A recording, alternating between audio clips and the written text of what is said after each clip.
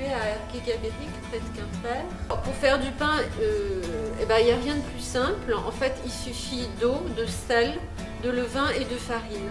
Alors ici, c'est du sel de Guérande qui n'a pas été traité ni blanchi. Donc il contient encore un maximum d'oligo-éléments qui sont intéressants bien sûr pour la santé.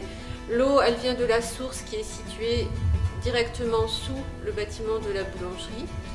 Pourquoi cette eau de source? Eh bien parce que tous les champs qui sont autour sont biologiques. Donc on s'est aperçu que l'eau de source contenait 2 fois moins de nitrate que l'eau de ville. Le levain naturel, c'est simplement une pâte fermentée.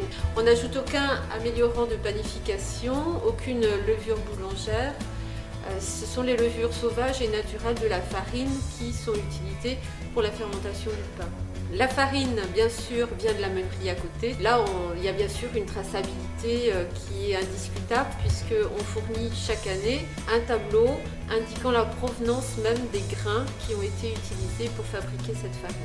Alors, les étapes de la fabrication du pain, au départ, bien sûr, c'est le pétrissage. Le pétrissage, ça consiste à mettre tous les ingrédients dans le pétrin et les mélanger tout simplement.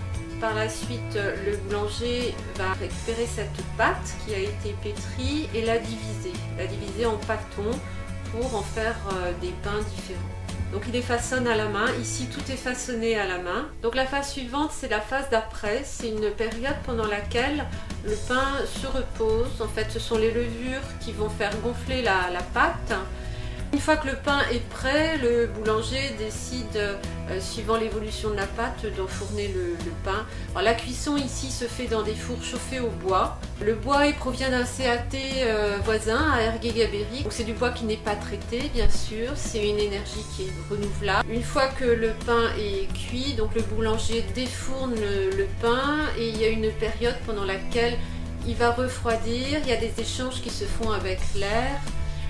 Et la croûte va se former et se solidifier à ce moment-là. On a une gamme de pains très étendue en fait. On a plus de 40 pains différents, suivant les tailles, suivant les farines qui sont utilisées aussi.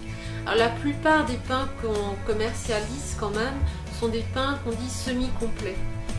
C'est-à-dire qu'ils sont légèrement gris, ça fait un peu pain de campagne et ils sont surtout intéressants parce qu'il y a un taux de sels minéraux qui est très intéressant pour la santé. Par le fait que ces pains sont en levain naturel, et ça c'est très important, ça veut dire que l'assimilation des sels minéraux est optimale.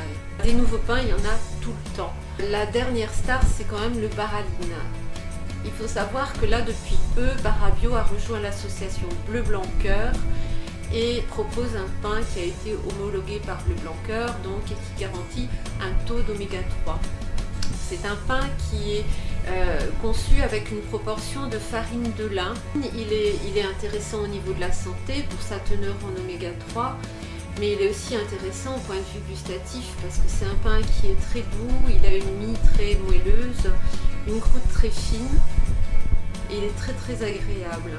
Il faut savoir aussi, comme tous les pains au levain, il va très bien se conserver. C'est pour ça qu'on le propose en 400 grammes, mais en fait il va se conserver facilement plusieurs jours.